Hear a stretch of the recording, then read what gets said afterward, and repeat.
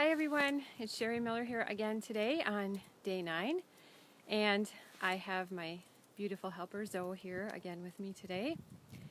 I'm going to talk about something that you may or may not see between us because I'm not really focused on her. I don't know, but it's fun when she's here anyway. So today is about the T in the HEART acronym for the heart of courage that teachers need in order to be capable of moving others to tears and growing their students or clients. So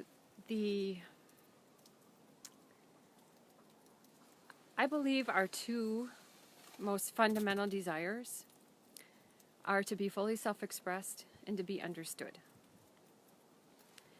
And OT, by the way, is be the mirror in the HEART acronym. So our two most fundamental desires are to be fully self-expressed and to be understood. And the equivalent of that in movement is to be able to be fully self-expressed, is to be able to move in a smooth wave through all of life's challenges. I'm going to say a lot of things today that you're going to have to just take at face value because it would take me hours to explain. There's physics behind it. There's emotion is energy and motion. There's a lot of stuff behind it, so you're just going to have to trust me. But we want to be able, what we most want is to be able to move through life, through life's challenges, through obstacles, through resistance in a smooth wave. And the equivalent of being understood is to be able to move in a smooth wave with others. So when we can move in a smooth wave with others, all motion is waves of some sort, that in effect expands our person. Our emotional center of gravity is moved out of us into a place in between us and whoever we're moving with, and we become literally bigger and more powerful. We become a part of the power and energy of the others. So, how to explain 2 days worth of information in 3 or 4 minutes. Such a challenge. Okay, on that note, I'm just going to show you something really intriguing and then talk some more. I brought out some pictures, and so I'm going to hold it up in front of my face. Sorry, but I want you to get a good look at it, and we're going to talk about them. All right, so the first one is me and Zoe dancing. And what I want you to notice is the mirroring going on between, that the horse is mirroring me. So if I move it over a little bit, you can see in our legs and our head, and really the bend of our entire body is completely mirrored. And this is how I horse dance. I don't train my horse on cues. I operate off of mirroring, which is what makes my work different than I believe everybody else's out there. So this is cool with me and my horse, but does it happen in other ways? Well, here's a lovely woman and her dog.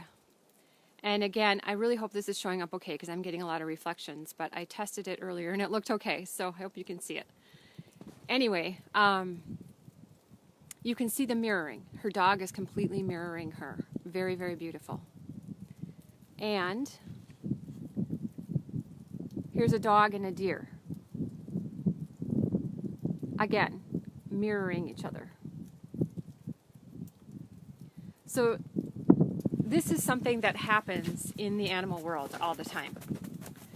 Zoe is afraid there's snow sliding off the roof because it's starting to melt today. Anyway, there's snow sliding off the barn, and she doesn't really like that. She'll come back. So the question is, if the animal world is doing this all the time, and you can see this all the time in energy is a universal language, so it doesn't have to be similar species, as I just showed you here. It can be 2 dogs, or a dog and a human, or a dog and a deer, or horse and a dog, or whatever. But you see this mirroring as a common theme. The question is, do humans mirror? Well, whoa, hang on. If I get the right picture, look at this. So you can see in the shape of, you know, the girl and the man's body, and then the two boys, their bodies are perfectly mirrored. And this happens in play. In fact, if dogs can mirror each other, they won't fight because the energy can flow completely. Anyway, that's just an aside. So mirroring is a natural, normal phenomena, and it happens all the time. And once you kind of train your eyes to this, you can see it all over, all the time. Two people sitting on a park bench talking will be mirrored. A mother and child just walking down in the park will be mirrored. You can just see it a lot. People fighting will be in mirrored positions. And you can mirror synchronous or mirror opposite. It just depends on your positioning, you know, if you're facing each other or next to each other or whatever. But it's still, they're just variations of mirroring. So mirroring is the best way to move in a smooth wave together. It's not jarring, right? There's no, you're not hitting up against each other. The energy can just flow in a perfect flow when there's mirroring going on. So mirroring is something that just happens. And we have, our mind is something we call form-centric. So it's trying to give structure and form to everything, including, and that's why we give everything stories, to give it form. We want everything to have form. But our bodies and how animals operate are force-centric. Our subconscious is force-centric, not form-centric. So force-centric, our subconscious and the whole rest of the animal kingdom, is always looking for that flow of energy and trying to fit in a smooth wave into the flow of energy, or trying to create a wave with me. We're supposed to play. Should we play? All right. Yes. No, I am encouraging you to push me around. So anyway, that mirroring is constantly going on because it's the best way to flow energy. And our being, our subconscious, is always looking for the maximum flow of energy possible. Now, our mind can get in the way and create stories and cause all kinds of problems, or it can help. It can help us. But the subconscious is operating on that level all the time. So, what I'm about to tell you is really the most theoretical of my work. But I think it's new. The realization is new for me, and it's just so beautiful. And I believe I'll be able to prove it in a physics kind of a way at some point, but right now it's just new. But even if I'm wrong, it still works. So, the ultimate mirror, how do I explain this? When we are with others, forget about the ultimate mirror for a second. When we are functioning with others, how we feel about them, about who they are, affects our own movement. So if we're dealing with someone that we view as a threat, we're going to be, stiffer or falling away. And if we're dealing with someone who's very meek, we're going to be more meek. There's mirroring going on in both directions all the time, right? But our impression of that person affects our own body language. And the relationship, when the relationship is strong, like between a teacher and a student, and it may be strong negative, it may be strong positive, but generally there's teachers make a huge impression on us. So there's an energetic tie there, one way or another. And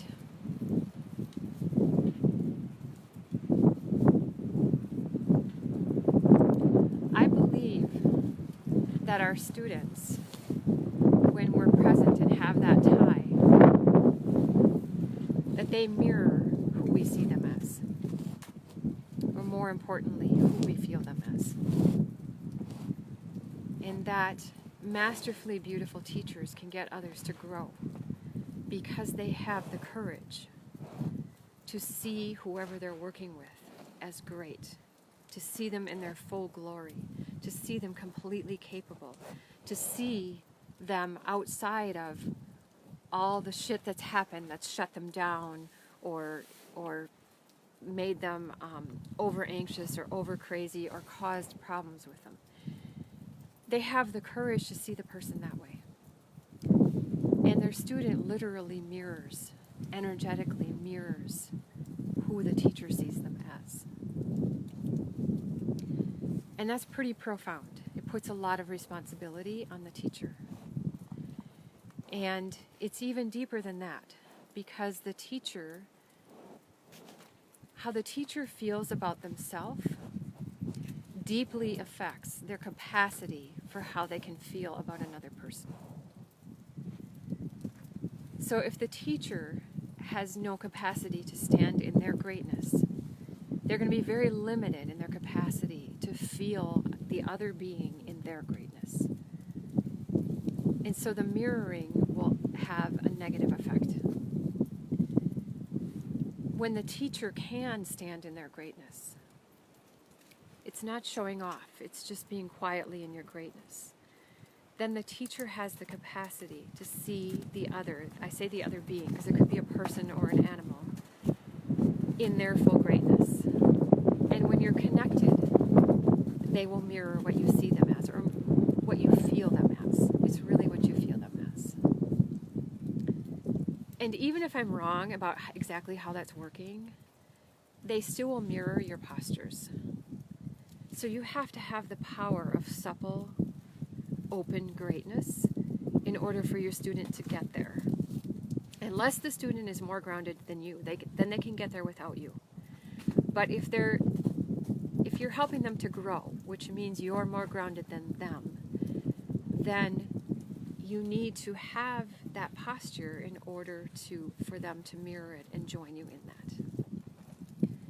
And I think that is some of what makes, it's probably the single biggest contributing factor to what makes beautiful teachers beautiful, to what makes them artists and what makes their work art. We love mirroring. Dance, partnership dancing is all mirroring. Synchronized swimming is all mirroring. All these things are mirroring. We love that. So, so we're very wired for this, and that is what makes teachers really and truly beautiful. And I don't think I really have anything else to say on that right now. I could talk for 2 days on it or just a couple of minutes. I don't know how to go in between. So I'm going to stop on that note, leave you with that beautiful idea of being the mirror in the best way possible for your students, and see what happens. Bye.